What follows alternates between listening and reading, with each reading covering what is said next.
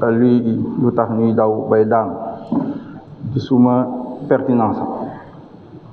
D'abord dara changé wul nee nañ constitution bi gaz bi peuple bi moo ko moom mais l'exécutif est toujours le maître du jeu lu leen neex ngeen di def décision finale d'investissement yi gisuñu ko xamuñ ndax gaz bi dañ koy jëlee fële boobu Saint-Louis liquéfié ko jaay ko xawma Allemagne wala ñeneen kenn xamu ci dara. ñaareel bi sa loi bi nee nga c'est toujours l'exécutif mooy joxe licence concession et cetera assemblée fu peuple bi fu ñu leen représenté bokkuñ ci donc rien n'a changé. ñaareel bi monsieur le ministre man lu tax ma jàpp ne lii c'est pas pertinent mooy mais gaz yàgg na fee am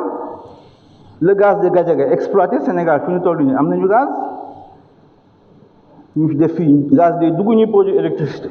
donc loi yi fi amoon permettre loolu mën a am donc dama gisul lu tax ñuy daw bay daal. ñetteel amu leen politique gazière avant ngay wax loi da ngay am politique nag ñeenti yëf bu njëkk bi politique industrielle yi sax Senghor sax moo leen tane woon Senghor dans les années 70 amoon na fi le complexe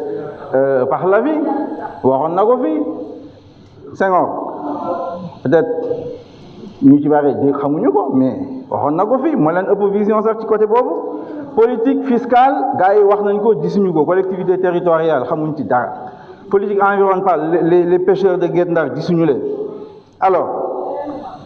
franchement jàpp naa ne loolu yëpp da ngeen ko war a élaborer waxtaan ci peuple bi avant ngeen di ñuy andil ay loi loolu nag monsieur le ministre loolu laa constaté dëgg-dëgg gisuma fi lu ñuy wax politique gazière politique industrielle fiscale environnementale et puis évidemment il y a les ressources humaines loolu tamit mi ngi ci. Alors à partir de ce moment-là nee ngeen organe de régulation nee ngeen bu en ce moment l'organe de régulation de la Sénélec là de l'électricité moom ngeen di élargir mais alors pourquoi on a besoin de faire une loi pour ça? Quel est l'intérêt? L'organe de régulation de l'électricité existe encore. Quel intérêt avons-nous à créer un nouvel organe de régulation? Man loolu comprendre ma ko ci. Eh bien donc loolu di wane rek ne à mon avis c'est pas du tout pertinent ce que vous êtes en train de nous proposer, d'autant plus que nee ngeen c'est la Sénélec pardon qui va être acheteur du gaz, ok? Donc léegi lu ci des ku war a jënd gaz bi di ko jaay Sénélec xanaa kat yaa xëy ci Petrosen mën na am filiale boo koy toppatoo man loolu laa gën a gëm. léegi nag en réalité lu tax ñu andi loi bi c'est pour introduire leurs copains dans le business waaw et leurs parrains européens noonu lañu ma dugal ci business bi ñu mën a jënd gaz bi di ko jaay loolu rek kese la loolu moo tax ñu andi loi bi loolu moom moo tax ñu andi ko fii di gaawantu alors qu'on en a véritablement pas besoin loolu laal moom loolu laa constaté fii ci loi bi d'ailleurs c'est très mal écrit seen amendement yi baaxuñu ah franchement loolu yëpp ay précipitation la di ko wane donc léegi man lu ci des ñaareel bi mooy évidemment